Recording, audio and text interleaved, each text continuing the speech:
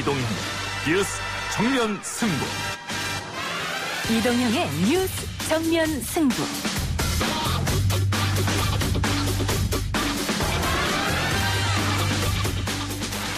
청취자 여러분 안녕하십니까. 이동형입니다. 서초구 갑에서 3선을 지낸 이해운 의원이 공천 컷오프를 딛고 동대문 을 경선에서 승리했습니다. 들어보시죠. 강남 벨트 선거를 이끄는 것이 저는 당에 도움이 된다고 생각합니다. 지난 서초갑 공천 면접 때 했었던 말인데요. 이제 동대문 을에서 새로 시작하는 이 의원의 포부는 어떨까요? 잠시 후 1부에서 만나봅니다.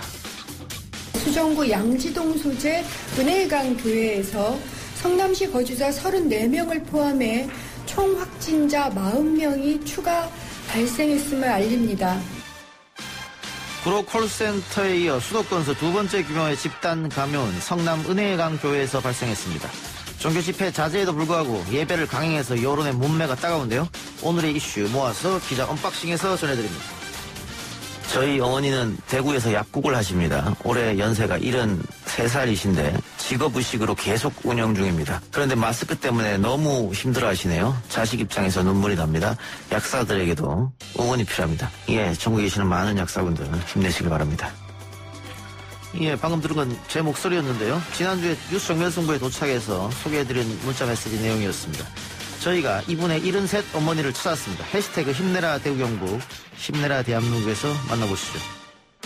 국내에서 현재 확진 검사로서 사용하고 있는 리얼타임 RT-PCR의 진단 제재에 대해서는 국내에서 허가되고 사용되고 있는 그 부분의 신뢰성에 대해서는 전혀 의심하지 않으셔도 된다.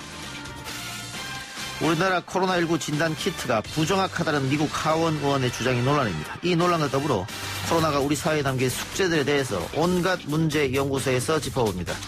3월 16일 월요일 이동형 뉴스 정면 승부 시작합니다.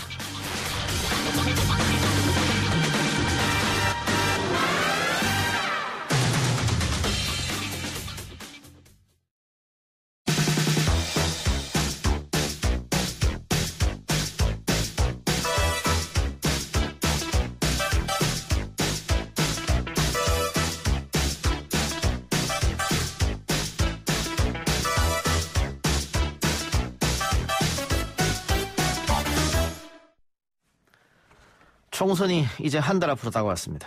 여야 경선 일정도 막바지인데요. 오늘 동대문 을에서는 서초갑에서 공천 배제된 뒤 동대문 을로 지역구를 옮긴 이해운 미래통합당 의원이 경선에서 승리해 공천을 확정지었습니다. 미래통합당 이해운 의원 연결해서 이야기 나눠봅니다. 의원님 나와 계십니까? 네, 안녕하세요. 예, 우선 축하드리고요. 표 차이도 꽤 많이 나는 것 같은데. 감사합니다. 예. 근데 그 서초갑을 떠나서 동대문을 완전히 새롭게 시작해야 되는데 어떻습니까? 자신감은 좀 있습니까? 아유, 막막하죠. 예. 그리고 넘어야 될 고비가 수도 없고요. 예. 앞에 큰 산이 가로막고 있는 상황이지만 당선이 저희 당 입장에서 우리 당 입장에서 쉬운 곳에서 혜택을 3번 받았으니 당선이 어려운 곳에 가서 여태까지 받았던 거 갚아라. 네, 제가 그 명을 받들기로 했습니다. 예. 그리고 지금 시작하는데 굉장히 많이 어렵죠. 예. 아무래도 당세가 여기서는 미래통합당이 많이 어렵거든요. 예. 3선 의혹이긴 합니다만 동대문 을에서는 초선과 마찬가지라고 볼 수 있겠는데. 네, 예. 그렇습니다. 근데 문제는 지금 이 코로나19 사태 때문에 선거운동을 제대로 못한다는 거 있지 않겠어요? 네, 제가 나오는지 모르고 동네에 나가면 많은 분들이 오늘 여기 어떤 일이세요? 이렇게 말씀을 많이 하세요. 어떤 일로 여기 왜 왔냐 이런 식이에요. 예. 내가 선거 때문에 이렇게 왔다 그러면 여기로 나오냐 이렇게 많이 물어보세요. 그런 어려움이 당연히 있겠죠. 예, 어쨌든 공천은 결국 받으셨습니다만 서초갑에서 컷오프 될 때 조금 마음은 안 좋았을 것 같고 지금 미래통합당이 공천 후유증을 좀 겪고 있는 것 같습니다. 김영호 공관위원장이 사퇴를 했고 김종인 전 대표가 비대위원으로 온다 이런 얘기 있다가 결국은 무산됐고 공천 잡으면 어떻게 바라보고 계세요? 공천에 대해서 저만큼 하고 싶은 얘기 많은 사람이 또 있겠습니까? 예. 네, 보시면 그렇죠. 하지만 지금은 이 억울한 거, 부당한 거 하고 싶은 얘기 가슴에 일단 묻고 예. 보수 승리를 위해서 하나로 똘똘 뭉쳐서 승리하는 게 더 우선이 아닌가 그런 생각을 하면서 다들 하고 싶은 얘기 많겠지만 조금 더 뭉쳐주셨으면 하는 생각이 있습니다. 예. 민주당도 공천 후유증이 있습니다만은 미래통합당이 조금 더 심하게 앓지 않느냐. 특히 TK 지역에서 많은 현역을 컷오프시켰기 때문에 그런 생각이 드는데. 네. 도로 친박당이 됐다. 뭐 이런 얘기도 들려요. 거기는 어떻게 평가하세요? 뭐 그런 것 같지는 않습니다. 저희들도 예. 있고 뭐 도로 친박당이라고 보기는 어렵지만 어쨌든 지금 우리는 여당이 아니고 야당이고 예. 챔피언이 아니고 도전자거든요. 이제 선거에 하고 싶은 얘기, 그다음에 이제 우리가 밖으로 나가게 되면 불리한 이슈가 많지요. 예. 근데 그런 거는 이제 물밑으로 정치력을 발휘해서 조용히, 그리고 타이밍 놓치지 않고 그때그때 좀 해결을 봐야 그게 바로 정치력 아니겠습니까? 예. 해결을 봐야 또 선거에 불리하지 않고요. 근데 사람 사는 세상에 왜 갈등이 없고 분란이 없겠습니까? 근데 이런 갈등을 다 국민들 앞에 여과 없이 노출하게 되면 우리만 손해라는 거를 모든 사람들이 좀 잊지 않고 유념했습니다. 이런 생각이 이번 사태를 보면서 들었습니다. 예. 제가 도로 친박당이 아니냐고 여쭤본 거는 사실은 네. 뭐 PK나 TK 지역에서는 그것이 선거 이슈가 되진 않을 수도 있겠습니다만 수도권에서는 좀 민감한 부분이 있지 않습니까? 예, 그런데 뭐 도로 친박당이다라고 그렇게 평가하는 것도 어떻게 보면은 이제 몇 개의 사례를 가지고 좀 과하게 말씀하시는 면도 있지 않을까 싶습니다. 친박 의원님들 중에서 공천을 받으신 분도 있고 못 받으신 분도 있고 섞여 있잖아요. 예. 유승민 전 대표가 선거에 함께 좀 참여해주면 뭐 공동 선대위원장을 만든다거나 그러면 수도권에서 좀 도움이 되지 않을까 그런 이야기를 하신 분들도 계시던데요. 당연히 제일 중요하죠. 왜냐하면 예. 어차피 보수는 강경 보수든 그다음에 온건 보수든 모두 미래통합당을 지지할 수밖에 없는 선거죠. 이번 예. 선거는. 그런데 이제 문제는 중도를 누가 마음을 얻느냐, 이게 승패를 결정하는 거 아니겠습니까? 예. 그래서 유승민 의원이 중도에서 지지를 받고 있기 때문에 예. 유승민 의원을 모시려고 사실 미래통합당이 그 진통을 겪으면서도 통합으로 왔고, 그런데 이 통합의 시너지를 살리지를 못한다면 굉장히 애석한 일이죠. 예. 유승민 전 대표가 선대위에 참여를 안 하면 그 통합의 시너지가 온전히 발휘되긴 어렵지 않겠습니까? 예. 그래서 저는 그런 부분이 굉장히 좀 애석하다. 왜 이렇게 할까? 통합의 시너지를 몇 배로 더 불려도 지금 힘든 상황에서 왜 통합의 시너지를 줄일까? 그런 생각을 하죠. 당에서 요청은 있는 겁니까? 유승민 전 대표에게? 제가 그건 모르겠습니다. 왜냐하면 제가 동대문 을 가라는 당의 이제 명령이 떨어진 지가 한 10일 됐습니다. 예. 이 10일 동안은 여기 와서 뭐 사무실 구하고 뭐 현수막 달고 뭐 정신이 하나도 없어서 제가 유 대표님하고 최근에는 얘기를 못 나눴습니다. 예. 그러면 지역구 얘기를 좀 해보죠. 네. 아까 제가 미래통합당이 공천 후유증을 겪고 있는 거 아니냐라고 얘기했는데 이 동대문 을은 민주당이 공천 후유증을 겪고 있는 것 같습니다. 현역 의원인 민병두 의원이 컷오프 됐고 이 지역이 민주당에서 청년 공천 쪽으로 가닥을 잡고 경선을 아마 할 것 같은데 민병두 의원이 탈당해서 무소속으로 나가겠다 이렇게 이야기했단 말이죠. 그러면은 이 의원에게는 좀 유리한 선거 구도가 형성되는 거 아닙니까? 아유, 그건 아무도 모릅니다. 선거는요, 1분 뒤에 무슨 일이 있을지 하나님만 아세요. 예. 하루에도 수십 번씩 이게 롤러코스터를 타는 게 올라갔다 내려갔다 죽었다 살았다 하는 게 선거인데 예. 그거 뭐 한 달이나 남은 선거를 어떻게 알겠습니까? 예를 들면 지금 벌써 무소속 출마 선언을 하셨지만 민병두 후보께서 예. 근데 이제 뭐 나중에 또 알 수 없는 게 많은 경우, 이제 민병두 후보님이 그런다 이런 뜻이 아니고 예. 과거 무소속 출마하시는 분들의 사례를 보면 예. 호기롭게 선언을 했다가 용두삼이 되는 경우가 많았거든요. 예. 나중에 이제 정당의 후보를, 정당이 낸 후보, 본인이 계속 반대하던 후보를 나중에 이제 지지하고 꼬리를 내리는 그런 과거 사례들이 많습니다. 그러니 이제 민 후보님 경우도 앞으로 어떻게 하실지 두고 봐야죠. 나중에 후보 단일화도 할 수 있을 것이다. 그럴 가능성을 배제할 수가 예. 있겠습니까? 예, 알겠습니다. 근데 과거 사례는 그렇습니다. 예, 이번 선거가 아무래도 뭐 코로나19도 있고 또 지역 경제, 뭐 전국 경제 문제도 있기 때문에 동대문 을 지역 이슈보다는 그 중앙 이슈에 의해서 선거가 좌우될 것이다. 그런 예측이 좀 나오거든요. 어떻게 동의하십니까? 그럴 가능성이 많아 보입니다. 일단 예. 유권자를 만날 수가 없어요. 예. 그러니 그냥 당으로 정당 득표율로 승패가 갈릴 거다.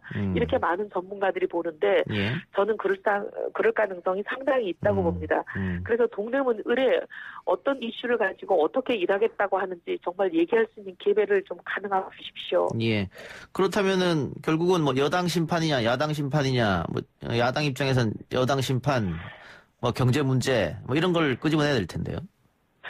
그렇죠. 근데 이제 야당 심판이라는 거는 이제 사실 어불성설인 게 예. 야당이 책임을 가지고 뭘 일을 한 게 없는데 야당을 심판할 수 있으니까 예. 일을 하고 책임을 지고 일을 했던 여당을 심판하는 게 맞는 거죠. 예. 여당이 잘했다고 생각하시면 뭐 여당에 표를 주시고 그게 아니면 야당에 표를 주시고 이렇게 가는 게 맞는 거죠. 예. 야당은 책임을 지고 일을 할 기회를 얻지 못했잖아요. 예. 근데 일을 할 기회가 없었던 사람을 심판한다는 게 일도 안 시키고 심판이 되나요? 예. 방금 중앙 이슈 말씀드렸는데 코로나도 그중에 하나고 그리고 이 위성정당 문제도 그중에 하나인 것 같습니다. 뭐 미래통합당은 근데 뭐 예. 양쪽이 비슷해져 버렸죠. 예. 처음에는 그렇게 반대하고 꼼수다 하시더니 비슷하게 가버렸잖아요. 그리고 예. 더 이제 근본적인 문제는 연동형 비례제를 그렇게 무리하게 부당하게 밀어붙이셨는데 여당이 예. 그 연동형 비례제를 해야 된다고 본인들이 얘기했던 논리가 예. 어떻게 보면 양당제의 폐해를 극복하기 위해서 다당제가 있어야 된다 이렇게 말씀을 하셔놓고 이제 와가지고는 거대 정당이 비례까지 싹쓸이를 하겠다 하니까 그 연동형 비례제를 왜 야단을 하면서 그 무리하게 통과시키셨는지에 대해서는 저는 사과는 있어야 될 것 같아요. 그럼 뭐 똑같이 돼 있기 때문에 이 이슈가 여야 선거의 유불리를 판단할 수는 없다 이렇게 봐도 됩니까? 아니 뭐 유불리는 일단 여당이 잘못한 걸로 판정승이 난 거 아닌가요? 왜냐하면 여당이 본인들이 얘기했던 목적과 거꾸로 가는 행동을 하셨고 그다음에 이제 본인들이 꼼수려가 그렇게 비판하던 일을 본인들이 지금 하시는 거잖아요. 예. 그러니까 여당이 불리할 수밖에 없는 이슈 아닐까요? 이 이슈는 여당이 불리할 것이다. 알겠습니다. 네. 마지막으로 이 동대문을 늦게 네. 뛰어들어서 이제 한 달 정도밖에 운동할 시간이 없는데 네. 주민들한테 한마디 하세요. 서울의 심장부입니다. 동대문이. 그리고 서울의 3대 관문인데 이 가치와 품격에 걸맞는 지금 위상을 누리지 못하고 계시는 상황이 너무 안타깝고 서울의 3대 관문으로 만드는 그래서 동대문을 지역개발 그리고 교육, 교통 이 세 가지 이슈를 확실하게 심부름하겠습니다. 그동안 쌓은 12년의 노하우 여기 동대문을에 모두 쏟아붓겠습니다. 그래서 동대문을이 그 가치와 품격에 맞는 명품 도시가 될 수 있도록 최선을 다하겠습니다. 예. 의원님 오늘 인터뷰 고맙습니다. 감사합니다. 예, 감사합니다. 지금까지 미래통합당 이혜훈 의원이었습니다. 1부 수도 마치고요. 2부 기자 언박싱 주간개강 반기훈 기자랑 함께 돌아옵니다.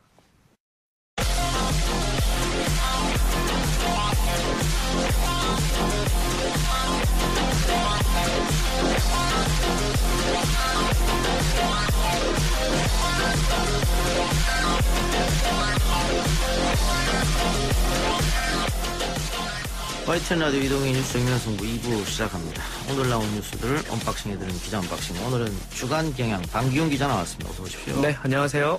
코로나19부터 얘기해보죠. 경기도 성남에서 네. 집단 감염이 확인됐네요. 그렇습니다. 성남시 양지동 그 원도심에 있는 작은 교회인데요. 은혜의 강이라는 교회에서 무더기 확진이 확인이 됐습니다. 목사 부부, 신도 다 포함을 해서 46명이 확진이 됐고요. 이 교회 자체가 이 상가 건물 3층 그리고 4층에 걸쳐서 들어선 교회인데 3층은 예배당으로 쓰고 있고요. 4층은 식당과 휴게실로 이용을 하고 있었습니다. 근데 매 주말 예배마다 한 100명 정도씩 이곳에 모여서 예배를 드리는데 예배 후에는 같이 식사도 하고요. 뭐 그런 단체 행동을 하기 때문에 이제 그 과정에서 확진이 된 것으로 알려져 있습니다. 그런데 예.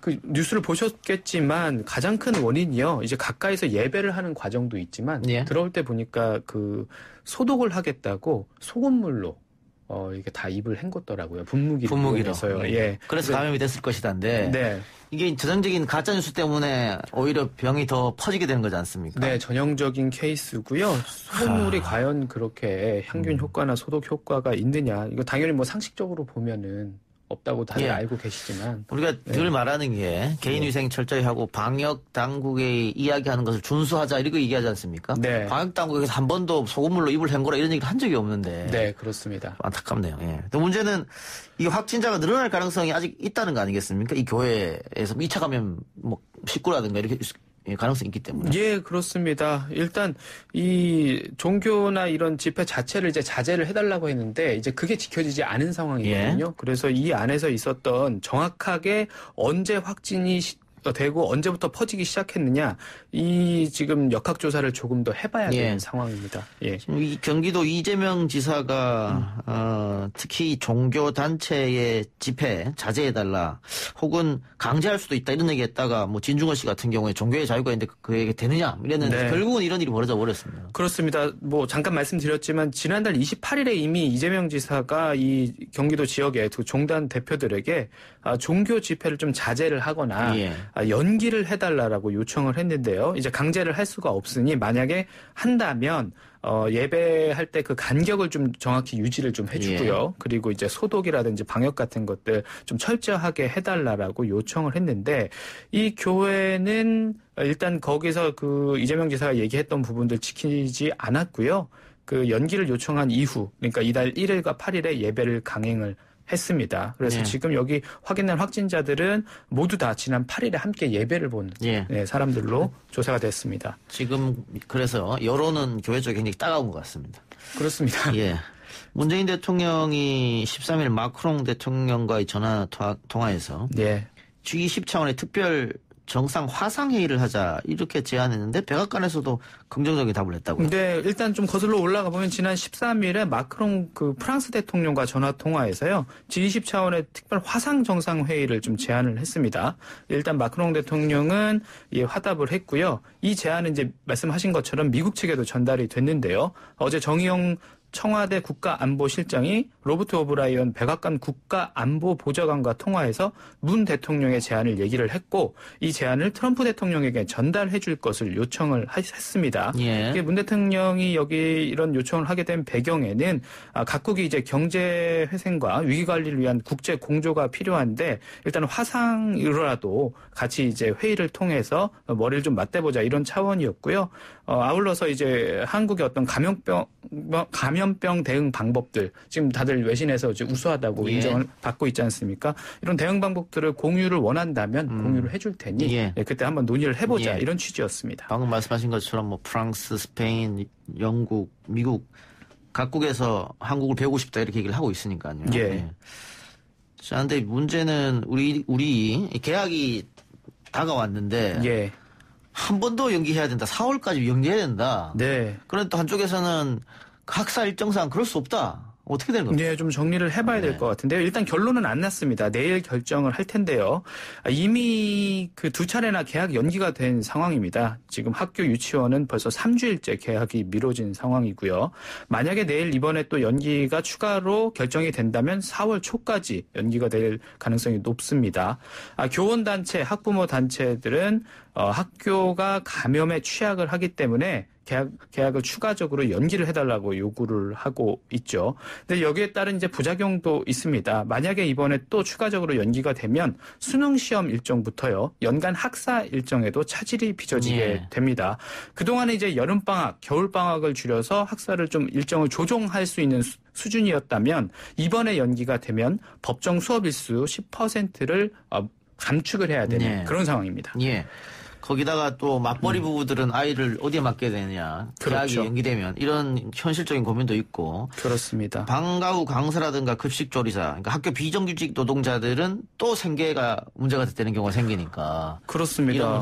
이분들은 쉽게 결정되지 않을 것 같아요. 그렇습니다. 이분들 같은 경우는 학교에 나오는 일자에 따라서 이제 급여가 계산되는 경우가 많거든요. 특히 급식조리사 분들은 더욱 그렇고요. 이분들은 당장 이제 생계를 어떻게 유지를 해야 되느냐 걱정들 많으십니다. 정치권 이야기 해보죠. 비례연합정당, 민주당이 참여를 결정하면서 빠른 속도로 진행되고 있는데 정의당은 뭐 참여하지 않는다고 계속 얘기했고 그러면 그렇습니다. 어디가 참여하는 겁니까? 일단 지금 정의당이 안 했고요. 그리고 녹색당이 참여를 공식 공식적으로 선언을 했습니다. 예. 오늘 오전에 이제 발표를 했는데 여기도 이제 당원 투표를 했어요. 예. 그래서 당원 투표 결과 찬성이 74%로 나왔기 때문에 참여를 하기로 했고요. 예. 이로써 미래당, 기본소득당, 이 녹색당 이렇게 해서 비례연합정당 참여가 확정이 됐고요. 민생당이 아직 변수인데요. 여기는 아직도 내부에서 갑론을박이 이어지고 있습니다. 이제 민생당의 공동대표 김정하 대표가 이제 손학구계로 알려져 있는데 이분은 계속해서 반대를 얘기를 하고 있고요. 지금 이 비례연합정당 자체가 개파주의 친문연합정당이다라고 주장을 하고 있는 상황입니다. 예. 민중당은 어떻게 한답니까? 민중당도 일단 참여를 하고 싶다, 참여하겠다는 의사가 나왔습니다. 여기 민중당 같은 경우는 이제 통합진보당이 후신으로 알고 계시면 될 텐데, 물론 이제 최종 결정은 아닙니다만 어제 대표단 회의를 열었는데 참여하는 쪽으로 우리가 의견을 모았다라고 얘기를 하고 있고요. 일단 22일 중앙위원회에서 참여 여부를 최종적으로 결정할 예정입니다. 근데 이제 민중당에서 원한다 하더라도 일단 민주당 쪽에서 민중당의 참여에 좀 부정적인 입장을 내놓고 있죠. 그 민주당 윤호중 사무총장의 말 따르면 4년간 정책을 실현하는데 합의를 할 수 있는, 같이 뜻을 모을 수 있는 정당들과 우리는 함께 할 것이다. 근데 여기에는 이제 민중당은 포함이 되지 않은 것으로 보여집니다.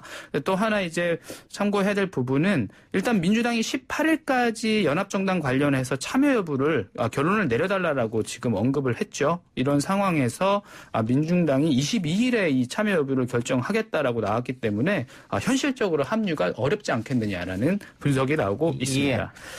정의당은 논란이 됐던 비례 후보들 1번 유호정 후보는 재신임하기로 했고 그렇습니다. 우리 방송의 패널이기도 했던 6번 신장식 후보는 자진 사퇴로 결론이 났네요. 네, 그렇습니다. 이제 음주 무면허 운전 그 논란이 제기됐던 비례대표 6번을 받았던 신장식 후보는 자진 사퇴를 하기로 했고요.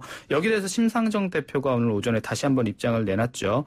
당의 절차에 따라 선택을 받았지만 국민에 대한 책임을 다하기 위해서 사퇴를 하게 됐다라고 입장을 밝혔습니다. 알겠습니다. 검찰이 청와대 전직 행정관인 라임 사태와 관여했는지 수사를 하고 있다는데 어떻게 돌아갑니까? 네. 1조 6천억 원 규모의 펀드 환매를 중단한 이른바 라임 사태요. 투자자 피해가 1조 원 규모로 이제 대형 사건으로 불리고 있습니다. 근데 검찰이 당시 청와대 행정관이자 현 금감원 직원 김모 팀장에 대한 수사를 하고 있습니다. 김 전 행정관이 금융당국의 이 라임 펀드 사태에 관련된 검사를 막았고요. 라임의 투자 자산 매각을 도와주고 있다는 의혹이 지금 제기되고 있는 상황이죠. 서울 남부지방검찰청은 지난달 19일에 여의도 라인 자산운용 본사와 신한금융투자 등 펀드 판매사와 금융감독원에 대한 압수수색을 또 벌인 상황이고요. 검찰은 또 지난해 12월 라임 사태의 핵심 인물인 전직 증권사 간부가 투자자에게 청와대 행정관의 명함을 내밀면서 청와대가 라임 사태를 맡고 있다는 취지로 말한 녹취록도 입수를 해서 조사를 하고 있습니다. 예. 청와대는 어떤 입장입니까? 일단 청와대는 그 당사자로 지목된 그 전 행정관이 조사를 받겠다고 했고 검찰 조사가 진행 중인 사안에 대해서 이제 일일이 언론에 답하는 것은 적절하지 않다는 입장을 공식적으로 내놨습니다. 그리고 지난 10일에도 청와대는 이 행정관의 말에 따르면 사실 무근이다라는 그런 그 입장을 전달한 바가 있습니다. 예, 좀 지켜보도록 하죠. 청와대 공직기강 비서관인 최강욱 비서관이 청와대에 사표를 썼다고요? 예, 그렇습니다. 조국 전 법무부 장관 아들에게 허위 인턴 증명서를 발급해준 혐의를 받고 있는 최강욱 비서관이 사의를 표명했습니다. 개인 소셜미디어를 통해서요. 문재인 정부의 성공과 대통령님을 지키기 위해서라도 이제는 더 이상 안에서 대통령께 부담을 드린 일이 없어야 한다라고 변을 밝혔는데요. 여기에 덧붙여서 촛불 시민의 명령을 거스르는 특정 세력의 준동은 대통령님을 포함해 어디까지 비수를 들이댈지 모르는 지경에 이르렀다. 결코 좌시할 수 없다라는 뜻도 같이 밝혔습니다. 예, 대통령님께 부담을 드리는 일이 없어야 한다라고 하는 것은 본인이 지금 어쨌든 기소가 된 상태이기 때문에 그렇습니다. 내가 계속 청와대에 있으면 재판할 때마다 언급이 될 거 아니냐 청와대가. 그렇습니다. 그래서 내가 나가겠다. 이건 그렇죠. 이해가 가요. 네. 결코 좌시할 수 없다. 이건 앞으로 뭔가 하겠다는 건 그런 의미 아닙니까? 네, 그 또 하필 또 그 일정을 보면요. 지금 날짜를 좀 보면요. 그 공무원이 총선에 나오려면 선거일 30일 전에는 그만둬야 하는데요. 지역구는 90일, 그렇습니다. 비례는 30일. 비례는 그렇죠. 예. 만일 나온다면 비례가 된다. 그렇죠. 그 날짜가 이제 오늘까지였기 때문에 하필 또 오늘 그 입장을 냈지 않습니까? 예. 그렇기 때문에 비례 출마에 대한 전망이 계속해서 나오고 있고요. 사실 이제 최 비서관의 사표는 지난주에 낸 것으로 알려져 있습니다. 그런데 발표를 이제 오늘 한 것인데, 여기에 덧붙여서 이제 이분이 얘기를 한 게 어디에서든 소임을 다하겠다라고 또 덧붙였거든요. 이 부분을 강조한 이유는 아무래도 뭔가 자신의 역할을 더 할 것, 그 정치권에서 혹은 이제 비례대표로 해서 총선에 나가서 좀 자신의 역할을 더 하지 않겠느냐라는 전망이 나오고 있는 이유기도 합니다. 확실히 알 수는 없습니다만 만일 총선에 나간다면 비례대표로 나갈 것이고. 그렇습니다. 그런데 민주당 비례대표 후보들은 지금 이미 다 정해졌기 때문에 네. 민주적 절차에 의해서 뽑는 거기 때문에 민주당에 들어가기 어렵다고 보고. 그런데 비례연합으로 그러면 가겠느냐. 근데 비례연합과 시민을 위한 플랫폼 정당이니까 네. 본인들이 독자적으로 후보를 내기는 어렵고. 네. 그럼 열린민주당으로 가자. 가장 유력한 가능성은 열린민주당 쪽이고요. 그래서 이미 지금 계속해서 인터넷상에서 떠도는 얘기는 이미 손혜원 의원은 다 계획이 있었구나 이런 식으로 우스갯소리도 나오고 있는데요. 일단 현재로서는 가장 유력한 쪽은 열린민주당 쪽으로 가게 될 것이고요. 앞으로 이제 열린민주당이 또 어떤 행보를 보이느냐, 이제 그 부분은 아직도 미지수이니까요. 더 지켜봐야 될 상황인 것 같습니다. 손혜원 의원과 정봉주 전 의원이 창당한 게 열린민주당인데. 그렇죠. 또 두 사람하고 최강욱 비서관이 또 그 전에 친분도 있었기 때문에. 네. 그래서 아마 그런 얘기가 나오지 않나. 근데 이건 어쨌든 지켜봐야겠네요. 네, 그렇습니다. 그런데 최 전 비서관이 무엇 때문에 기소된지 한 번 더 우리 설명할 필요가 있을 것 같아요. 최 전 비서관은 지난 1월이었죠. 기소가 됐는데 2017년에 이분이 이제 변호사 시절에 조국 전 법무부 장관 아들의 인턴 활동을 거기에 대해서 이제 확인서를 허위로 발급했다. 그래서 업무방해 혐의로 불구속 기소가 된 바 있습니다. 그런데 이제 최 전 비서관의 어떤 기소를 놓고 법무부가 검찰이 날치기 기소를 했다라고 이제 판단을 했고요. 그래서 법무부와 대검찰청이 정면적으로 충돌하는 사건이 있었죠. 그래서 법무부는 이제 최 전 비서관의 기소가 적법 절차를 위반한 소지가 있는 만큼 감찰에 착수한다고 밝혔고 지금 진행 중인 것으로 알려져 있습니다. 알겠습니다. 이것도 재판 결과 나온 대로 어떻게 되니까 지켜보도록 하겠습니다. 알겠습니다. 오늘 기자 언박싱은 여기까지만 듣죠. 지금까지 주간경향의 반기훈 기자였습니다. 수고했습니다. 네, 감사합니다.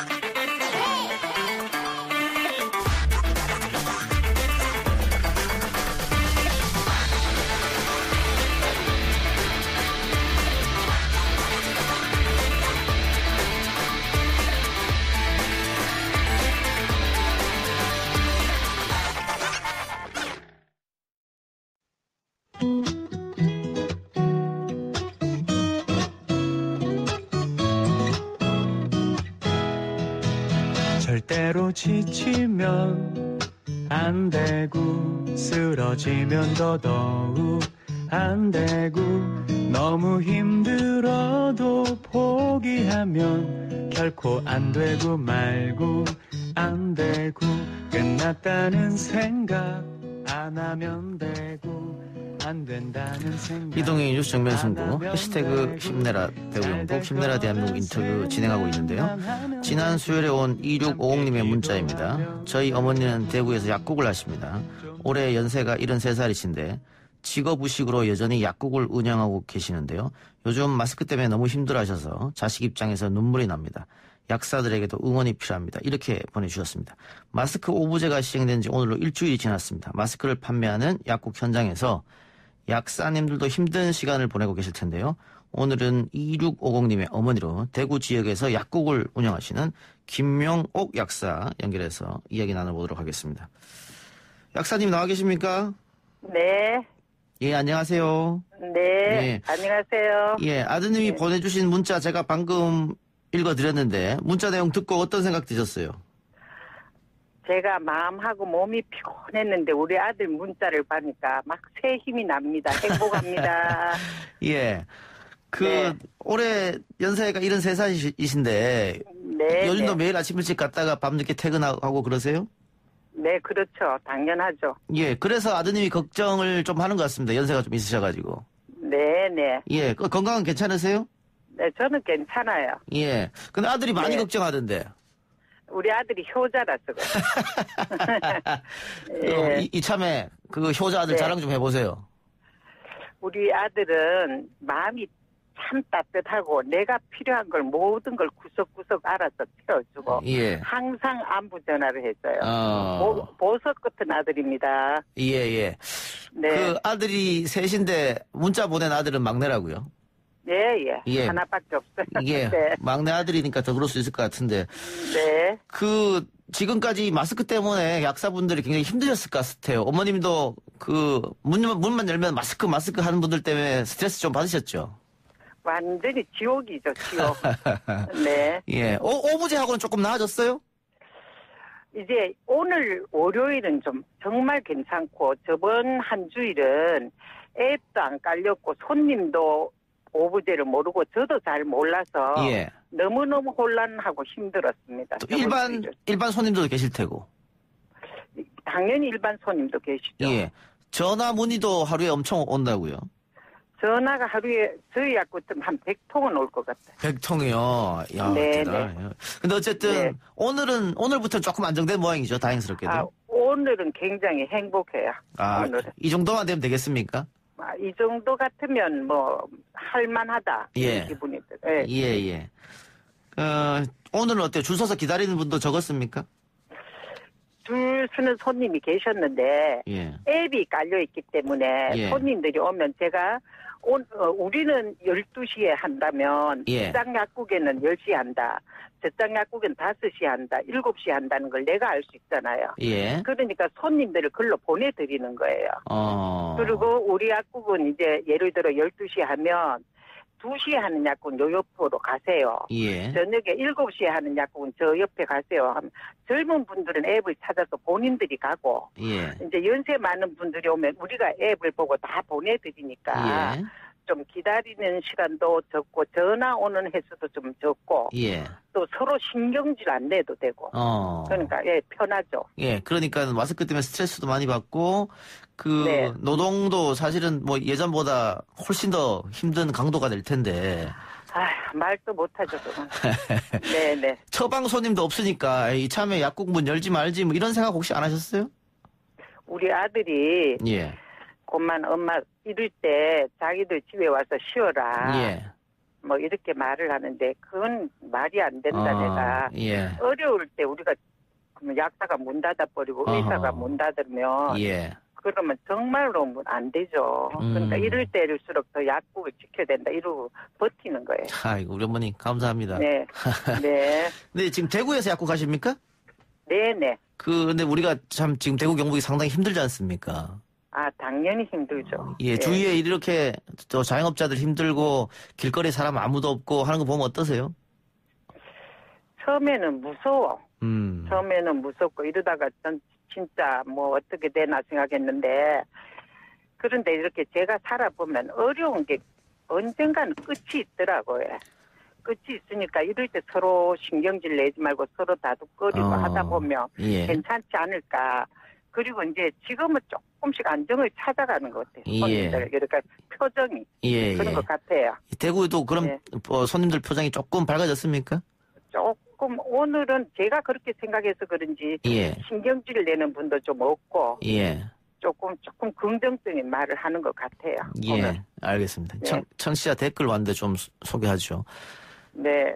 도깨비님께서 약사님들 고생이 정말 많으십니다. 감사합니다. 화이팅 주셨고요. 우마마님께서 어머님 생각하는 아들 마음 덕분에 더 힘이 나시겠습니다. 약사님 네. 사명감에 깊이 감사드립니다.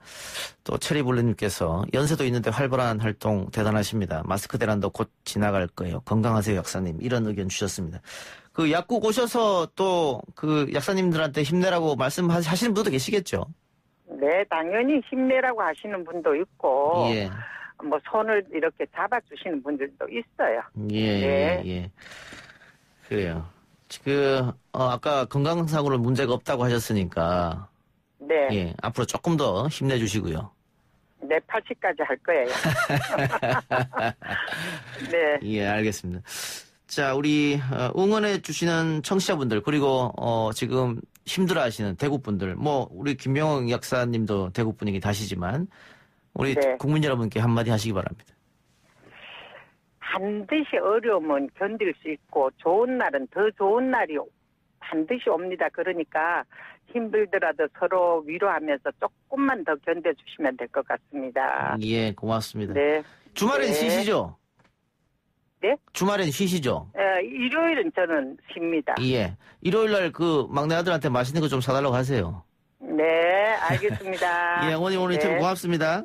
네, 감사합니다. 예. 네. 예, 목소리가 활기차서 저도 기분이 좋네요. 예, 지금까지 대구 지역에서 약국 운영하시는 김명옥 약사였고요. 문자 8170님께서 시골에 계시는 저희 어머니가 생각이 납니다. 모든 어머님들 힘내세요. 건강하십시오라는 문자 주셨습니다. 고맙습니다. 문자로 9702님, 여성센터 시간 강사입니다. 한 달 전에 고용센터 공고로 센터 휴강된 이후 아직도 무소식입니다. 코로나의 안정적 소멸을 위해서는 집단 교육을 안 하는 것이 바람직하지만 강의를 해야 급여를 받을 수 있는 시간 강사들에겐 그저 막막합니다. 네, 저희 방송에서 몇 번 다뤘는데요. 이런 프리랜서분들 코로나 때문에 생계의 위협을 받고 있기 때문에 정부에서 이 부분에 대해서도 어떻게 지원할지 생각을 할 필요가 있다고 그런 생각이 듭니다. 예, 저는 1, 2부 수사 마치고요. 뉴스 듣고 오겠습니다. 아 글쎄 안 들려 들을 뉴스 없어 아무 뉴스도 귀에 들어오지 않아 듣고 또 들어도 들을 뉴스 없어 만든 게 2%야 이동영의 뉴스 정면 승부.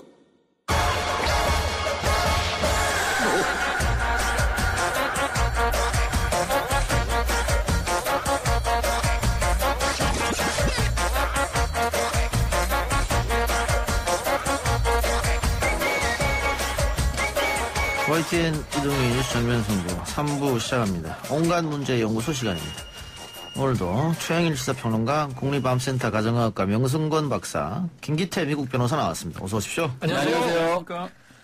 자, 먼저 이 얘기부터 해봐야 될 것 같은데요. 주말에 전해진 기사의 파장이 오늘까지 이어지고 있습니다. 미국 FDA 한국 코로나 키트 비상용으로도 적절치 않다는 제목의 한국일보 기사가 있었는데 이 기사는 미 하원에서 열린 코로나19 사태 관련 청문 질의 내용 과정에서 나온 이야기를 바탕으로 썼습니다. 그런데 결론은 좀 짜깁기가 된 것 아니냐. 또 자기가 보고 싶은 것만 봐서 딴 거 아니냐 그래서 가짜뉴스로 결론이 됐다. 이런 지금 이야기가 나오고 있습니다. 좀 정리가 필요할 것 같습니다. 일단 이 하원에서 주고받는 질의 과정에서 나온 거지 않습니까? 예, 보셨죠? 네, 제가 뭐 동영상으로 해서 봤습니다. 근데 제가 생각하기에는 모든 그 문맥은 맥락을 좀 잘 봐야 되는데 한쪽이 대답했던 그 부분만을 너무 부각해서 편집해서 우리 한국 언론에서 이게 보도를 한 게 아닌가라는 생각이 들고 뭐 아시겠지만 홍모모 의학 전문 기자님이 또 말씀을 하셨지 않습니까? 그래서 미국 국회의원이 한 말이 사실 여부를 확인할 필요도 없이 보도할 가치가 있어서 얘기를 한 거다라고 얘기를 하는데 어디를 찾아봐도 언론 윤리규범이라는 게 또 있지 않습니까? 항상 제일 중요한 거는 보도할 가치가 있어서 확인하지도 않고 보도하는 거는 언론 윤리규범이 어디에도 없습니다. 가장 중요한 거는 취재원이 있고 확인할 사안이 있으면 그걸 확실히 확인하는 게 보도의 기본이고 그 다음에 기자의 윤리 의무인데 그렇지 않고 단지 그냥 그 말을 듣고 보도를 할 가치가 있다라고 판단해서 확인도 절차도 거치지 않고 얘기했다는 거는 지금 시국에는 전혀 맞지도 않다라고 생각합니다. 미국 청문 답변 내용은 정확하게 어떤 거였습니까? 글쎄요. 저는 그러니까 지금 있는 뭐 쉽게 얘기해서 지금 한국에서 하고 있는 진단 키트는 좀 정확성이 좀 떨어진다라고 하는 게 주 골자였는데 전체적인 맥락으로 봤을 때는 그런 말이 아니었다라고 보도가 되었습니다. 보충 설명해 주세요. 네. 보충이 아니고 자세하게 설명해 주세요. 그 상황이 어떻게 되냐면 3월 11일 미국 하원 청문회에서 마크 그린 공화당 위원이 어떤 그 이야기를 했냐면 한국이 굉장히 코로나 검사를 대량으로 많이 하고 빨리 하고 있는데 근데 내가 보기에는 어떤 그 한국 검사법에 대해서 FDA로부터 질의를 했고 FDA는 이제 미국 식품의약국으로부터 편지를 받았다. 근데 그 편지에 의하면 부적절하다. Not adequate. 부적절하다. 그리고 그거는 긴급 사용 승인으로도 이건 할 수가 없다. 어려운 것이다. 네, 그래서 이제 마크 그린이 한 내용은 우리가 지금 현재 코로나 굉장히 많은 사람들을 확진을 했잖아요. 근데 우리 한국 검사법이 그러니까 신뢰도가 떨어진다. 이렇다는 거예요. 예. 그런데 이 내용에 대해서 한 의학 전문 기자 출신 의사 그분이 뭐 사람들한테도 인지도 있는 사람이 홍해걸 씨. 이 내용에 대해서 네. 제가 이름은 얘기 안 했습니다. 이 내용에 대해서 페이스북에다가 어떻게 글을 올렸냐면 이게 지금 미국에서 하원에서 한 거고 전문가들 앞에서 그 미국 하원 의원이 그런 말을 할 정도면 이게 진짜 사실이라면 굉장히 우리 그 진단 정확성에 대해서 심각한 문제가 될 것이다라고 이제 가정법을 쓰긴 했어요. 근데 결론을 미리 말씀드리면 마크 그린 이 하원 의원이 생각한 건 그 사람도 혼동한 거예요. 그건 뭐였냐면 지금 우리나라에서 하고 있는 검사법은 확진 검사로 PCR이라는 검사법입니다. 이거는 거의 그 정확도라고 하면 크게 이제 민감도와 특이도 두 가지를 측정을 하거든요. 민감도라는 거는 환자 100명이 있을 때 이 검사를 해갖고 100명을 있다라고 얘기하면 그게 민감도가 100%고요. 환자 아닌 사람 100명이 있을 때 다 환자가 아니라고 이 검사법이 네거티브 음성으로 나왔다라고 얘기하면 100%거든요. 근데 이 PCR이라는 검사는 둘 다 거의 민감도도 95% 이상 99%에 육박하고 특이도라고 해서 없는 사람 없다고 하는 능력도 거의 뭐 100%에 육박하는 아주 정확한 검사입니다. 이 PCR은 보면. 그러나 지금 이슈가 됐던 공화당 하원 의원이 FDA로부터 답장 받은 그 내용은 딴 게 이 PCR 검사법이 아니고 맞아요. 한국의 어느 업체에서 항체 검사법이라는 게 있습니다. 맞아요. 이 항체 검사법이라는 건 뭐냐면 우리가 코로나19 바이러스가 몸에 들어오잖아요. 그러면 며칠 혹은 2주 안에 항체가 생깁니다. 우리 몸에.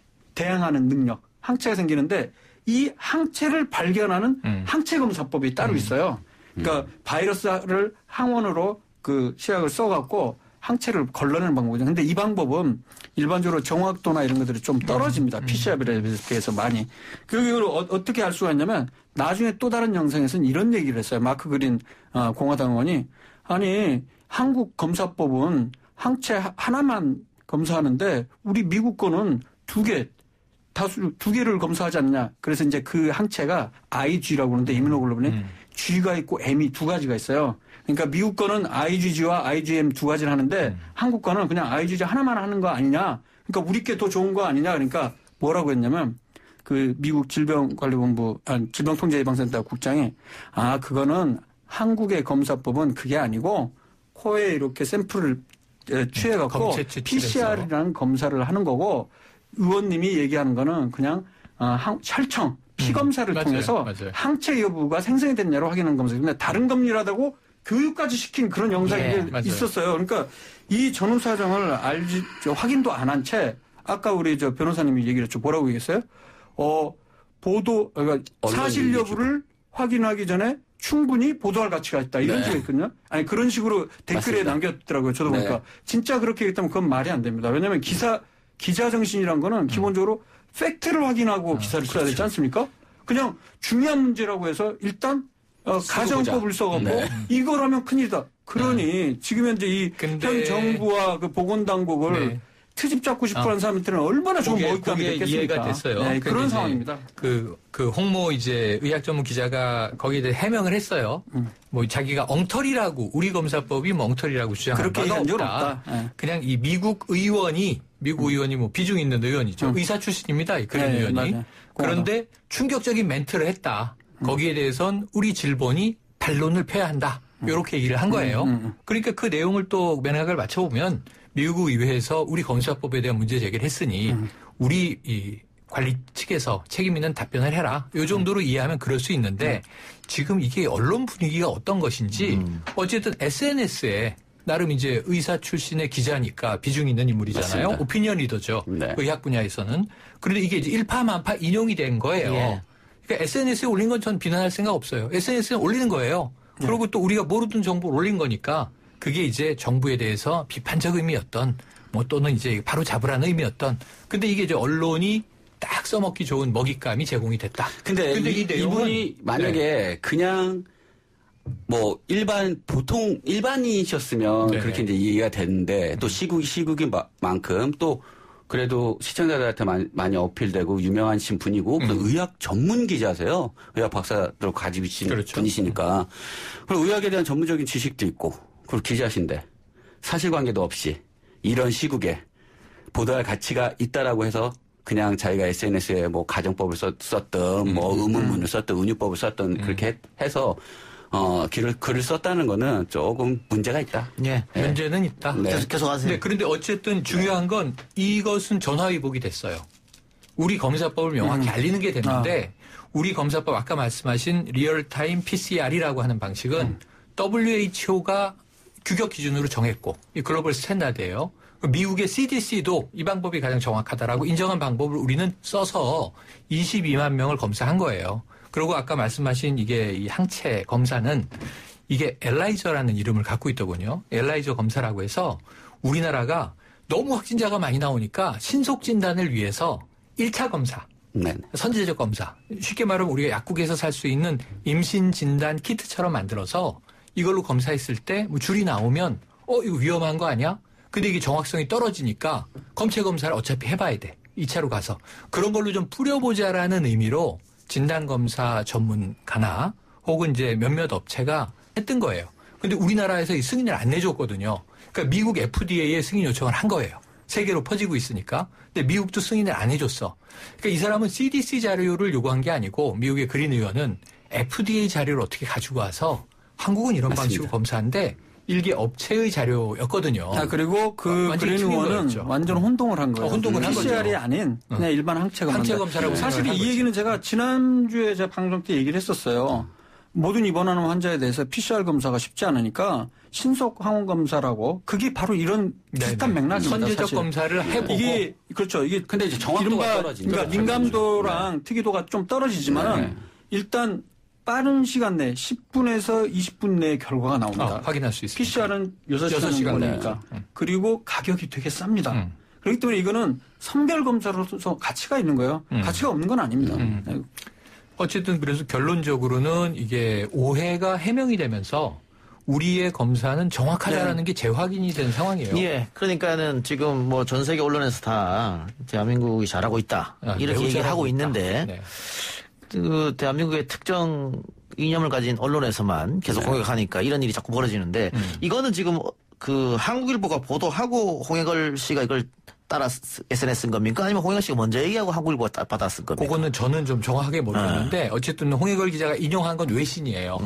영문 이제 기사 자료예요. 그러니까 그게 이제 한국일보가 먼저 번역 보도를 했는지 그 시차는 제가 좀 확인을 못했어요. 그래서 한국일보에서 제목을 굉장히 그 자극적으로 이거 문제 있다는 식으로 나왔다가 나중에 이런 구체적인 정확한 그 팩트가 알려지면서 또 다시 제목이 좀 변화됐었죠. VS 이래서 또 홍 기자의 질병관리본부의 해명도 나왔고 해명까지 다 정리를 해서 오히려 지금 우리 시행하는 검사가 굉장히 정확한 검사란 걸 많이 홍보하는 계기가 됐네요. 그래서 이게 그 특정 언론 얘기를 하셨는데 좀 뭔가 문제점을 포착하고 싶은 이게 유일하게 어디가 있냐면 일본이 그래. 일본이 지금 드라이브 스루를 유럽과 미국이 막 수입해다가 사실 드라이브 스루는 미국에서 온 거죠. 우리나라에서. 햄버거하고 커피 파는 거죠.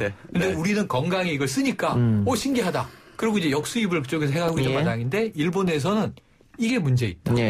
그 왜 문제가 있다는 건가를 봤더니 내용이 드라이브 스루 방식이 문제가 아니에요. 의사가 안 하는 것 같다.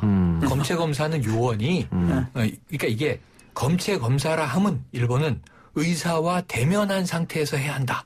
이런 좀 극단적인 주장을 하는 거예요. 그래서 아이고 의미 없는 얘기다. 기본적으로 검사는 다 의사가 합니다.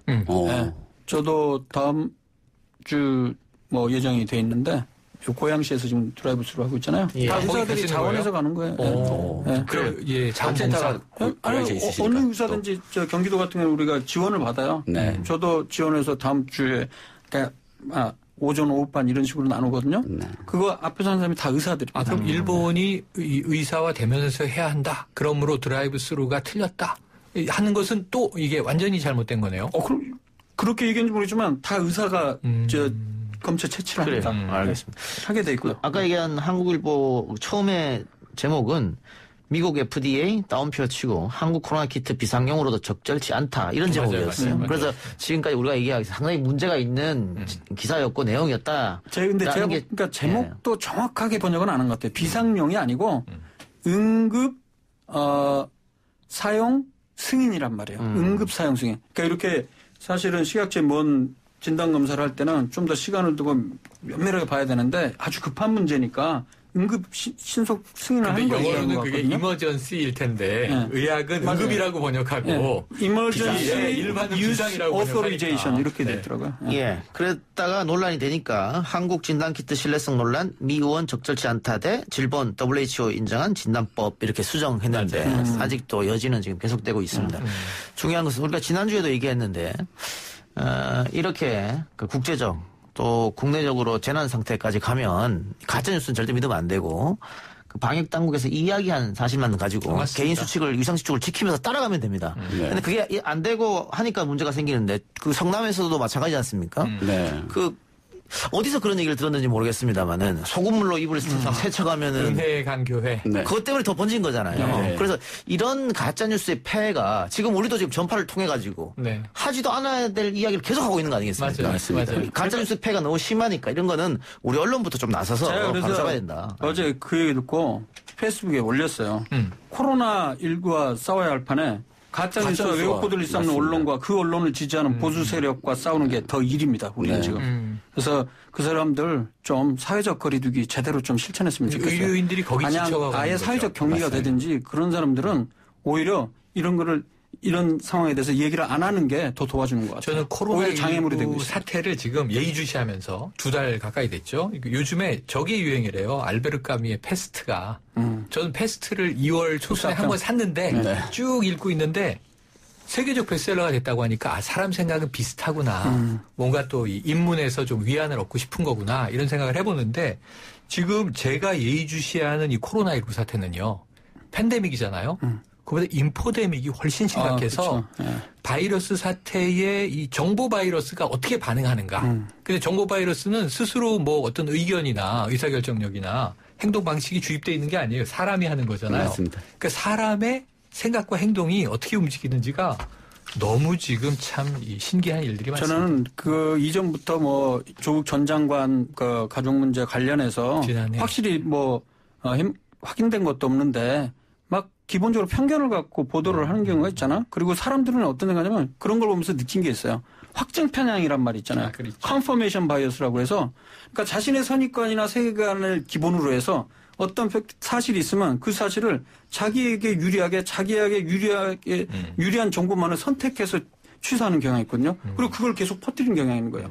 똑같은 상황에 대해서도 자신의 입맛에 맞게 부풀리는 거. 이런 가짜뉴스 정말 심각한 문제입니다. 가짜뉴스 심각한 것은 동의하고요. 그 방금 전에 명승건 박사가 이야기한 왜곡보도를 일삼는 언론과 그 언론을 지지하는 보수 세력과 싸우는 게 더 큰 일이다라고 하는 것은 명승건 박사의 개인적 견해라는 것을 이건 저의 개인적인 견해입니다. 알려드리고요. 아주 정확한 앵커의 역할이었습니다. 그런데 이거 가짜 뉴스를 양산하는 사람에 대해 처벌을 강화해야 한다 이런 얘기도 있는데 이번 같은 경우에는 기존 언론사에서 문제를 일으켰던 거니까 만일 이걸 처벌하게 되면 표현의 자유, 언론의 자유 문제가 있으니까 그래서 우리도 이제는 징벌적 배상 제도를 도입해야 되는 거 아니냐. 이런 사례를 계속 강조하고 있잖아요. 메르켈 총리가 이야기한 게 지금 가짜뉴스 폐해가 크니까 독일의 경우에는 가짜뉴스로 확인되면 최대 60억 원 하나로 치면 미국도 마찬가지입니다. 최소 400만 원부터 뭐 최대 60억 원까지 벌금의 범위가 아주 넓어요.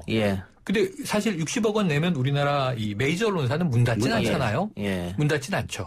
타격은 심하게 받겠지만. 방금 김기태 변호사가 미국 얘기했습니다만 징벌적 배상제도 가장 활발하게 돌아가는 곳이 미국이죠. 그렇죠. 근데 징벌적 손해배상이라는 것은 아시겠지만 악의적이고 악의적으로 아니라는 것을 가짜뉴스라는 것을 알면서도 유포하는 것을 징벌하는 차원에서 손해배상을 좀 크게 매기는 거거든요. 미국 같은 경우는 이 징벌적 손해배상 같은 경우는 재정물체계법뿐만 아니라 뭐 다방면에 사회 다방면에 모두 다 퍼져 있는데요. 우리나라는 이런 징벌적 손해배상을 지금 부과하지 않고 있습니다. 따라서 이 징벌적 손해배상이라는 거를 재정물체육법뿐만 아니라 언론에서도 빨리 하루속히 입법화해서 가짜뉴스를 차단하는데 좀 일익을 담당해야 되지 않을까라는 생각이 있습니다. 아까 최영일 평론가 얘기한 거 독일 60억이 아니고 600억이라는데 댓글에? 최대 600억. 최대 600억. 맞아요. 예. 맞습니다. 60억으로는 회사가 안 망하죠. 왜냐하면 회사가 망할 정도로 하는데 이게 김 변호사님 말씀에 하나를 더 보태면 언론에만 징벌적 손해배상을 매기기가 힘들어요. 제도적으로. 그래서 이게 원류는 뭐냐면 환경 문제라든가 굉장히 이 공중보건 위생에 지대한 악영향을 미친 우리나라 딱 이 사례가 가습기 살균제 같은 게 있어요. 재정물체인법에 가습기 살균제가 우리나라 분들에게는 그렇게 난리가 나도 결국 1인당 1, 2억 배상으로 끝나요. 네. 사망을 하게 되면 5억 이상. 안 해주려고 하다가. 네. 그런데 거기에 또 가짜뉴스가 붙어요. 뭐 10억 받았다더라, 20억 받았다더라. 10억, 20억 받은들 그게 보상이 됩니까? 그러니까 평생. 가족이 죽었는데. 그렇죠. 가족이 사망을 하시거나 평생 그 장애를 갖고 살아가야 되잖아요. 그러면은 돈이 있다고 해서 그 행복하지는 않겠죠. 그 아이가 산소호흡기 달고 있는 장면들 다 보셨잖아요. 그런데 미국은 60대, 70대, 80대 할머니가 존슨앤존슨사가 만든 특별한 세정제를 쓰고 그걸 오래 장기간 사용하고 암이 유발됐다는 결과가 나오자 1인당 적게는 600억, 많게는 800억. 이건 1인당이에요. 근데 그 보상이 과하지가 않다라고 느끼는 거예요. 그런 사람이 수천 명이면 회사가 망하죠. 똑같이 이제 우리가 디젤 그 가스 배출, 탄소가스 배출 속이는 저감잔치를 속이는 소프트웨어를 썼을 때 우리나라의 징벌과 미국의 징벌과 완전히 달랐죠. 그러니까 이런 기본 토대가 있어야만 언론사에 대해서도 가짜뉴스의 폐해에 대한 징벌적 손해배상을 매길 수 있는데 전체적인 법 체계가 기업에 대해서 너무 유리한 건 아니냐. 그런 제도를 도입하게 되면 기업도 더 좋은 제품을 만들려고 노력할 테고 언론사 마찬가지겠죠. 그런데 징벌적 손해배상을 법제화하자라고 해서 많이 법안을 입안을 해놨습니다. 해놨음에도 불구하고 이 상임위원회, 법제사법위원회 안건조차 올려가지고 못하고 있습니다. 왜냐하면 법제사법위원회 안건이 올라가려면 소위원회라는 걸 먼저 하는데요. 그 소위원회에선 만장일치로 이 법안에서 찬성을 하지 않는 상황에서는 법제사법위원회 안건조차 낼 수가 없습니다. 따라서 지금 징벌적 손해배상의 많은 의원들이 그 법안을 이렇게 제정해야 된다 냈는데 지금 다 사문화돼 버렸습니다. 그래서 지금 말씀하신 것처럼 기업들이 반대하는 이유는 딱 두 가지입니다. 하나는 징벌적 손해배상을 반대하는 이유는 첫 번째 기업의 활동이 위축된다. 두 번째 기업의 활동이 위축되면 국가 경제에 악영향이 있다라고 얘기를 하는데 우리나라 같은 경우 수출로 먹고 사는 나라지 않습니까? 그러면은 지금 현대든 LG든 삼성이든 뭐 대기업들이 다 우리나라에서만 있는 게 아니라 미국이나 영국이나 공장을 세워서 물건을 판단 말이에요. 그들은 징벌적 손해배상도 있고 집단소송제도 있고 입증책임 전환 이런 법 체계가 잘 갖춰진 나라입니다. 그러면 그 나라에서는 그 지금 기업들의 그 얘기 주장대로라면 당연히 기업 활동이 위축되고 미국은 망했어야 되죠. 서방 선진국 같은 경우는. 근데 그렇지 않다. 오히려 더 기업의 이미지가 좋아지고 그다음에 소비자들이 더 그러한 좋은 제품을 삶으로 인해서 기업 활동이 상당히 풍성해질 거다라고 보시면 됩니다. 알겠습니다. 자, 3부수 마무리하고 광고 듣고 와서 4부에 이어가겠습니다. 3부에서 4부 계속 이어갑니다. 유럽, 미국 등 상황도 얘기해보죠. 이탈리아는 확진자가 2만 명을 넘어섰고 사망자 비율을 나타내는 치명률은 7.3%로 전 세계에서 가장 높습니다. 독일과 프랑스의 확진자도 가파르게 늘고 있고 WHO는 이제 유럽이 코로나19의 새로운 진원지가 됐다라고 평가하고 있는데 우선 이탈리아가 이렇게 갑자기 확진자가 늘고 사망자도 굉장히 많다. 어떻게 봐야 됩니까? 네, 일단 뭐 여러 가지 그 제기가 되고 있는데요. 일단 첫 번째는 고령 인구가 많다는 거예요. 그 평균 수명 보면 일본 다음으로 2위에 해당하고요. 특히 65세 이상 인구가 그 굉장히 많습니다. 우리나라보다 조금 더 높아요. 그리고 이제 두 번째로는 그 북부에서 처음 시작했을 때 그쪽에 중국인들이 한 8만 명 정도가 있던가요? 굉장히 많이 거기에 거주한다고 그랬다고 합니다. 그래서 그 이전에 아마 그 중국 입국 금지하기 이전에 이미 퍼졌을 가능성이 높고요. 사망률 높은 건 잘 아시는 대로 지금 현재 사망자의 평균 나이가 뭐 80대 이래서 굉장히 고령의 인구가 많이 확진이 되기 때문에 사망률은 좀 높고요. 또 하나 요인이 의료 체계가 우리보다 좀 굉장히 열악합니다. 열악하죠. 뭐냐면 그 인구 1000명당 병상 수가 굉장히 중요하거든요. 근데 그게 우리나라 같은 경우는 12점 몇 명으로 OECD 국가 2위입니다. 일본 다음으로 많은데 이탈리아 같은 경우는 1000명당 병상이 3개 정도밖에 안 돼요. 그 여러 가지 뭐 그 의사들을 공공 의료 인력으로 쓰여서 인력들이 다 다른 나라로 빠져나가는 이런 문제도 있고요. 그런 여러 가지 것들이 좀 결합이 되면서 이탈리아가 굉장히 환자 수가 많아졌습니다. 그리고 24,000명 넘는데요. 좀 흥미로운 것 중에 하나는 며칠 전에 논문이 하나 나왔는데 이게 보면 잘 한번 생각해 보세요. 지금 중국에서 처음 시작된 게 우한이었잖아요. 거기 위도를 보면 우리나라랑 비슷해요. 그러니까 30도에서 50도 사이인 지역. 그러니까 적도를 0으로 보고 북반구 그 북극으로 갈수록 30도에서 50도 사이에 위치한 나라가 중국 우한, 우리나라, 지금 2위 이탈리아, 그리고 스페인, 독일은 조금 위지만 그래도 그 근처에요. 50도 왔다 갔다 하는데. 그리고 또 이란이 또 우리나라랑 이랑 비슷해요. 그래서 그 논문에서 주장하는 건 뭐냐면 3월 달에 평균 기온을 보니까 이 30도에서 50도 사이에 해당하는 나라들이 평균 온도가 5도에서 11도 사이인데 이 코로나19가 가장 많이 활발하게 증식하는 게 8.7도라는 중국의 보고가 있었거든요. 그러니까 그 안에 해당하고 특히 이제 습도 자체도 47%에서 79% 사이로 딱 코로나19 바이러스가 유행하기 쉬운 조건이었다는 것이죠. 그런 부분들이 연구가 상당히 좀 근거가 있어 보입니다. 그래서 또 그 반대로 저는 개인적으로 그런 생각을 해봐요. 초반에 지금 싱가포르나 홍콩 이런 데는 맨 처음에 쭉 올라갔다가 굉장히 안정화됐고 또 뉴욕타임즈 어떤 기사에서는 굉장히 칭찬받는 모범 국가로 지금 예시가 되고 있거든요. 그러면서 또 일부 그 기자들이 아니 자꾸 우리나라 외신에서 칭찬한다고 하지만 그거 아니다. 오히려 싱가포르, 홍콩처럼 중국발 입국 금지하고 막 이런 얘기를 주장하는데 제가 보기에는 그 원인 중에 하나는 그쪽 지역은 또 그 위도가 좀 다른 나라라서 온도도 싱가포르 같은 경우는 지금 높죠. 보니까 한 30도 가까이 되더라고요. 그리고 또 대만이나 또 다른 나라 보면 더 20도 이상 봄 날씨예요. 그래서 아마 제 생각에는 처음엔 확 퍼졌다가 날씨 때문에 좀 많이 줄어들지 않았을까 그런 또 가정도 한번 해봅니다. 저 자연 환경에 의한 분석도 전 일견 맞을 것 같아요. 근데 그거 플러스 바이러스는 이제 제 주장은 인간 연결망을 타고 흐르는 거예요. 바이러스 스스로 움직이는 게 아니고. 그렇죠. 그래서 이 재밌는 건 뭐냐면 이건 문명 이론인데 중국에서 어쨌든 처음에 발원이 됐다. 근데 이게 1대1로 지도를 타고 흘렀다는 거예요. 그러니까 중동에서는 중국의 1대1로 사업에 시진핑 주석의 역점 사업인데 이란이 첫 번째 목표지예요. 거기가 페르시아였거든요. 두 번째 유럽의 종착점이 이탈리아예요. 로마 제국이거든요. 그러니까 중국이 과거 고대 제국 시절에 자 페르시아 제국 찍고 로마 제국까지 1대1로라는 게 실크로드니까 과거에 그걸 다시 재현하고 싶어 해서 엄청 투자한 하필이면 국가와 도시에서 연결이 돼버리는 바람에 이건 좀 문명론적인 부분에서 그건 충분히 가능한 게 특히 간과했다. 중국 바로 우리 옆에 우리나라도 굉장히 많이 나왔고 그 근처 나왔던 게 분명히 그 관련이 있어요. 그렇게 봤을 때 일본이 적은 거는 분명히 뭔가 있어요. 일본 같은 일본은 지금 적다고 볼 수 없는 게 사실은 많은데 그렇죠. 숫자를 관리하고 있다. 네. 그럴 가능성이 높아 보입니다. 제가 봤을 이렇게 의심을 하는 거죠. 일본에 거주하고 있는 저희 지인이 얘기를 하는 건 보면은 38도 이상의 고열이 아니면 그 검사 자체를 안 해준답니다. 네, 그렇기 때문에 오히려 찾아오는 사람도 38도가 이상이 안 되면 돌려보내는 그렇기 때문에 확진자가 적을 수밖에 없다.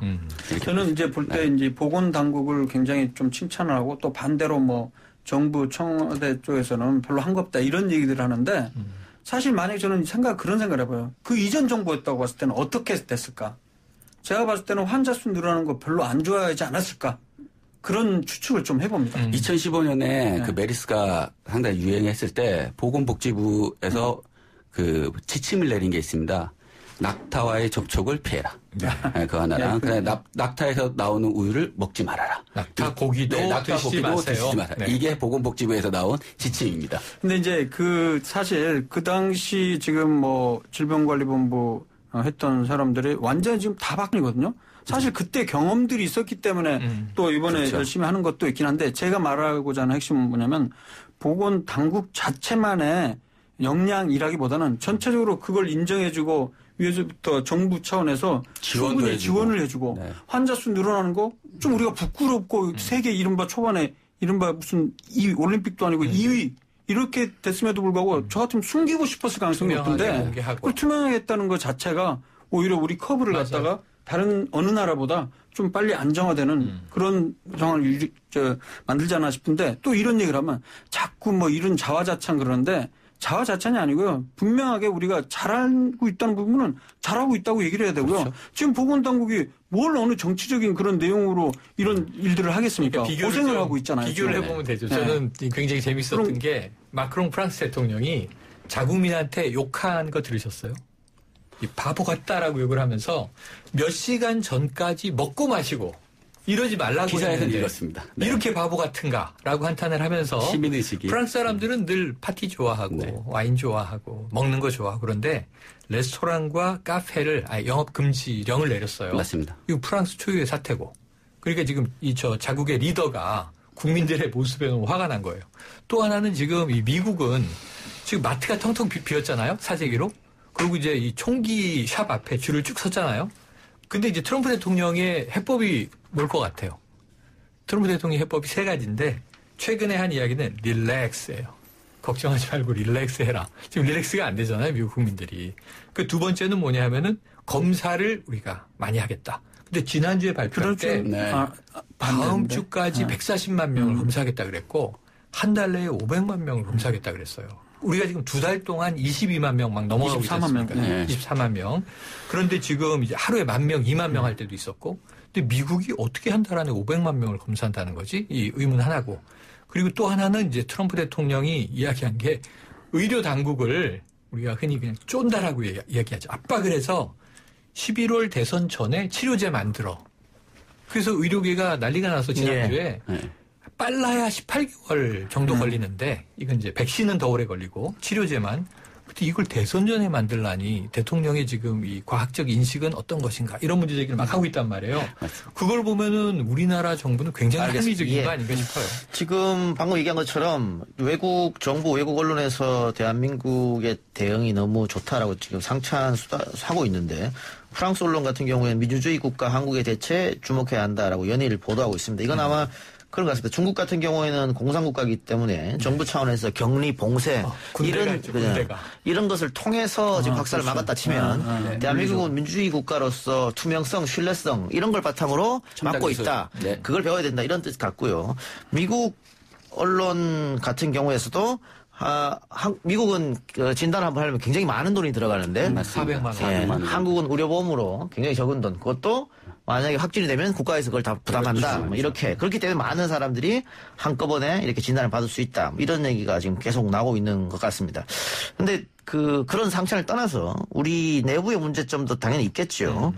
예를 들면은 지금 사회적 거리두기 또 코로나19 사태 때문에 좀 소외되신 분들, 예를 들면 유급휴가를 못 떠나신 분들이라든가 또 프리랜서 분들 일이 줄어들었으니까 당연히 생계에 막대한 영향이 있겠죠. 지금 7942님께서 문자로 택시 종사자입니다. 하루 18만 4천 원을 입금해야 하는데 11시간, 12시간 일해도 요즘은 매일 5, 6만 원이 부족합니다. 어떻게 살아갈지 막막합니다. 이것도 밖으로 많은 분들이 안 나오니까 맞아요. 택시 기사님도 그럴 거 아니겠습니까? 이용 얘기 없죠. 예. 거기다가 최근에 배달하시는 쿠팡맨 사망 있었지 않습니까? 너무 맞습니다. 밖을 안 나가니까 다 배송을 시키니까 맞아요. 중노동에 시달리가 이런 문제는 코로나 사태가 해결된다고 하더라도 정부에서 어떤 재정적 지원이라는 거 있어야 되지 않겠느냐. 그래서 나온 게 지금 재난 이 기본소득이라는 개념이 나왔지 않습니까? 여러 지자체장들이 주장하고 있는데 지금 야당이 이렇게 이야기를 해요. 이게 결국 포퓰리즘이다. 이 선거 총선을 이제 바라보고 선심성 현금 살포 아니냐. 이런 얘기를 또 이제 심재철 미래통합당 원내대표도 하시고 이거 좀 너무 안타까운데 저는 이런 얘기를 드리고 싶은 게 권영진 대구시장이 지금 미래통합당 소속의 지자체장이잖아요. 네. 근데 무슨 얘기를 하냐면 좀 강력한 지원을 해달라. 정부의 이야기를 하면서 2달 후에나 나오는 융자 이런 거 말고 직접 지원해달라. 민생에 도움되게. 그러면서 이걸 포퓰리즘이라고 하는 사람은 현장에 안 와본 사람이다. 이런 얘기를 하거든요. 이런 얘기를 좀 현장의 목소리에 우리가 늘 현장에 답이 있다고 얘기하지 않습니까? 네. 그럼 이 목소리에 귀를 기울여서 여야가 총선, 아까 확증 편향 얘기하신 것처럼 선거 확증 편향이 정치인들의 시각인데 민생 중심으로 좀 바로잡아 달라.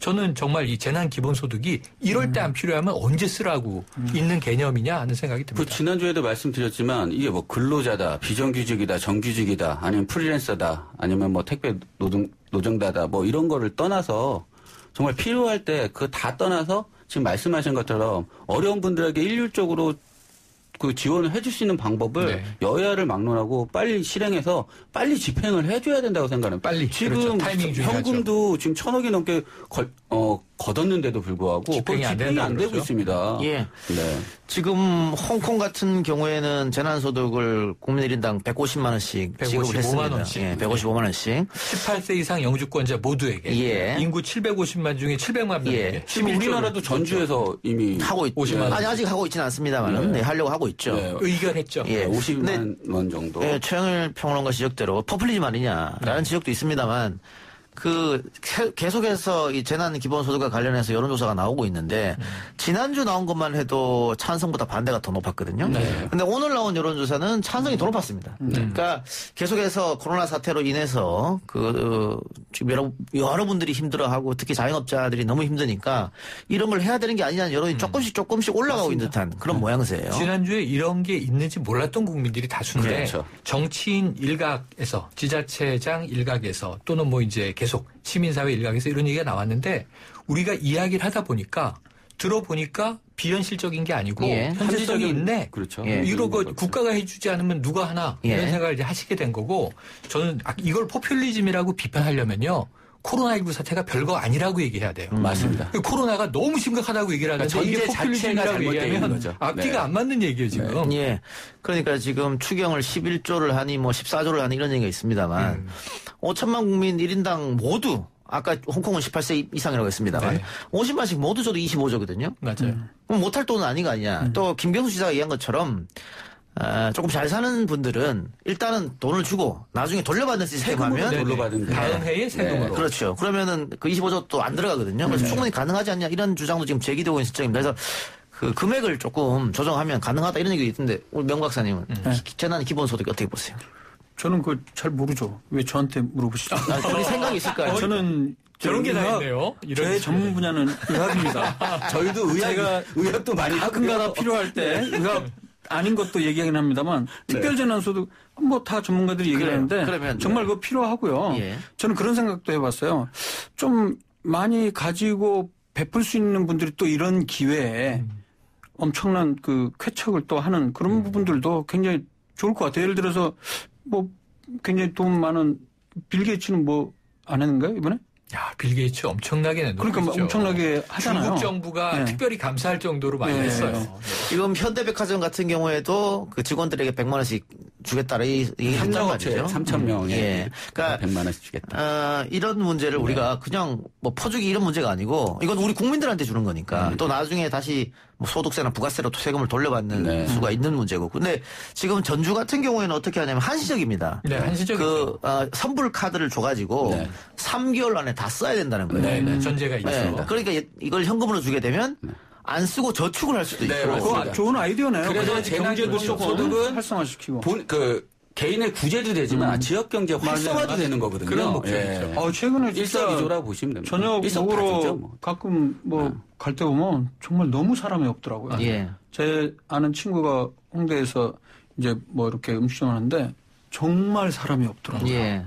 이게 지금 뭐 전국적인 현상 아닙니까? 그러니까 사람이 없다 보니까 일하시는 분들도 일을 못하게 되고 쉬어야 되고 뭐 그런 여러 가지 문제점이 있습니다. 그래서 아까 이야기한 대로 이건 현금이 아니고 뭐 바우처나 선불카드 아니면 지역화폐 상품권이나 이렇게 해서 3개월이면 3개월, 뭐 5개월이면 5개월 그 안에 이걸 다 소비하지 못하면은 다시 이제 국고로 들어가는 거니까 무조건 써야 되는 거죠. 어차피 유효기간을 표시해 놓으면 되는 거니까. 그거 어디서 많이 그때 성남시에서 그런 거 지역화폐는 뭐 지역화폐. 성남에서 하는 거고 여러 군데서 했죠. 근데 지금 같은 경우에 전주에서는 전주 안에서만 쓸 수 있게끔 선불카드 제도를 도입해갖고 이렇게 하는 거고 아까 얘기한 대로 좀 소득이 많으신 분들은 일단은 받았다가 나중에 다시 돌려주는 거. 왜 일단은 받아야 되냐면 이게 나누게 되면 행정 비용이 너무 많이 들어가요. 1,000억 정도 든답니다. 1,000억 정도. 그리고 이게 현금으로 줄 경우에 이게 뭐 예를 들면 뭐 주식 투자에 쓸 수도 있고 뭐 저축을 할 수도 있고 그럼 취지가 훼손되잖아요. 그러니까 증빙이 될 수 있는 걸로. 그리고 어떤 분들은 그럼 세금으로 좀 감면을 해주면 되지 않느냐라고 얘기하는데 지금 세금을 낼 수 있을 정도가 되려면 수입이 지출보다 많아야지 세금을 낼 수 있는 겁니다. 그런데 지금 어려운 자영업자분들이나 소상공인분들은 세금조차도 낼 수 없는 아주 어려운 상황이거든요. 그러니까는 세금으로 감면해준다는 거는 지금으로서는 실질적으로 도움이 되지 않는다라고 보시면 됩니다. 네. 그러니까 예를 들면 이런 거죠. 제가 뭐 재난 기본소득 한 달 50만 원을 받아서 식당에도 쓰고 어디 가서 다른 뭐 교통비로도 쓰고 하면 그 식당 업주분들이 그걸 받아가지고 다시 현금으로 바꿔서 또 본인은 다른 걸 하기 위해서 또 쓰고 뭐 이렇게 되는 거지 않습니까?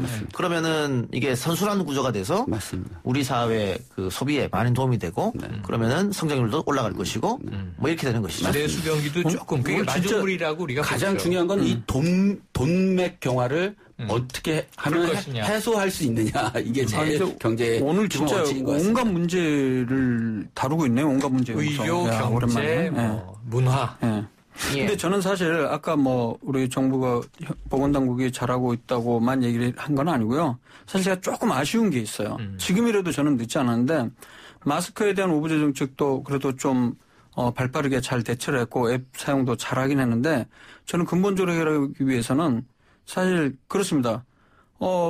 미국 CDC도 그렇고 그다음 세계보건기구도 지금 대부분의 좀 나라에서는 건강인에게 있어서는 모든 사람이 언제나 그렇게 마스크를 그렇게 쓸 필요는 없다. 그 얘기는 건강인들은 절대 마스크 안 써도 된다는 게 아니에요.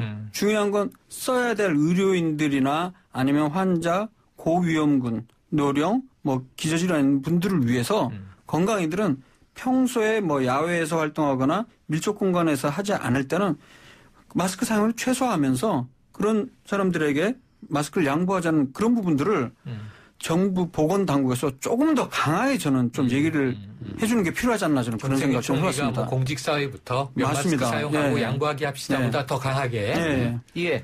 그리고 이것 뭐 꼭 좌파의 논리라고 볼 수 없는 게 외국에서는 우파들이 많이 주장하는 것들입니다. 이번에 오늘도 그 맨큐의 경제학 썼던 그레고리 맨큐. 미국에서도 $1,000씩 국민당 지급해야 된다 이런 주장을 했단 말이죠. 이 부분은 2년 문제가 아니고 어떻게 하면 지금 국민적 재난 상태에서 우리가 경제를 회복할 수 있을지 그 문제이기 때문에 정치권에서 좀 활발한 논의가 혹은 지자체 활발한 논의가 좀 있어야 되지 않을까 그런 있어야 되고 이번에 한번 시행되는 걸 좀 봤으면 좋겠습니다. 알겠습니다. 그래야 그게 좋은 설레가 되겠죠. 예, 오늘 온갖 문제 연구소는 여기서 마칩니다. 세 분 수고하셨습니다. 고맙습니다. 오늘 저희가 준비한 방송은 여기까지고요. 저는 내일 이 시간 다시 돌아옵니다. 들어주신 여러분 대단히 감사합니다.